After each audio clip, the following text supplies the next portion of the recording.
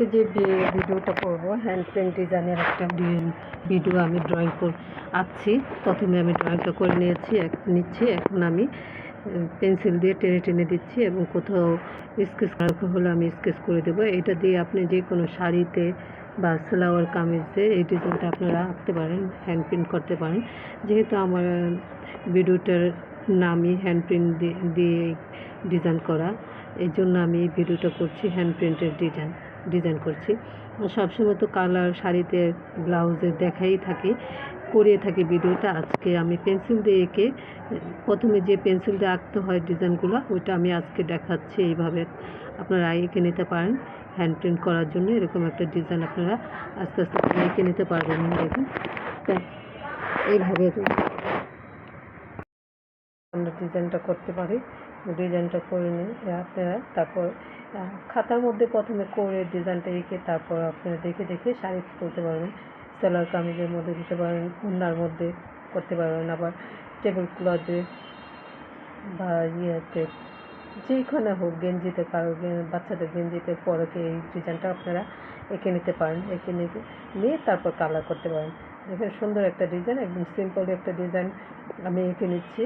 এঁকে এটা যখন আপনি কালার দিবেন, বিভিন্ন কালার দিয়ে করবেন, তো ডিজাইনটা অনেক ফুটে উঠবে এবং সুন্দর লাগবে বিভিন্ন কালার দিলে। এটার মধ্যে সিম্পলটাকে অসাধারণ করা যায় যখন আপনি কালারের মাধ্যমে আপনার মেধা দিয়ে যখন কাজ করবেন, তখন এই সিম্পলটাই অসাধারণ হয়ে যাবে। দেখুন, কত একটা সিম্পল যে কেউ আপনারা আঁকতে পারবেন। এই ভিডিওটা দেখে, এই ভিডিওর মাধ্যমে দেখে আপনারা এই ডিজাইনটা করে নিতে পারবেন। এই তো আমাদের হয়ে গেল। এখন আমি ফুলগুলো আঁকা শেষ হয়েছে, এখন আমি পাতাগুলো দিচ্ছি। পাতাগুলো দিয়ে তারপর আমি একটু স্কেচ মতো করে দেবো, একটু ডিপ করে এঁকে দিচ্ছি। এতক্ষণে আমি হালকা করে এঁকে নিলাম, এখন আমি ডিপ করে এঁকে দিচ্ছি। এভাবে ডিপ করে করে আপনারা লাস্টে আবার এঁকে দিবেন ডিপ করে, তাহলে ডিজাইনটা একদম পুরোপুরি বোঝা যাবে। সিম্পল করা দেখা যাবে না, আফসা দেখা যাবে না। এভাবে আমি ওভারে ডাবল দাগ দিয়ে দিচ্ছি। দেখুন, একটু হয়ে গেল। আমার মোটামুটি ড্রয়িংটা করা শেষ হয়েছে। এখন আমি ফুলগুলো করা শেষ হয়েছে। এখন পাতাটা আমি টেনে দিচ্ছি, এভাবে টেনে দিচ্ছি, পাতাগুলো টেনে দিচ্ছি। এবার পাতাগুলো টেনে দিচ্ছি।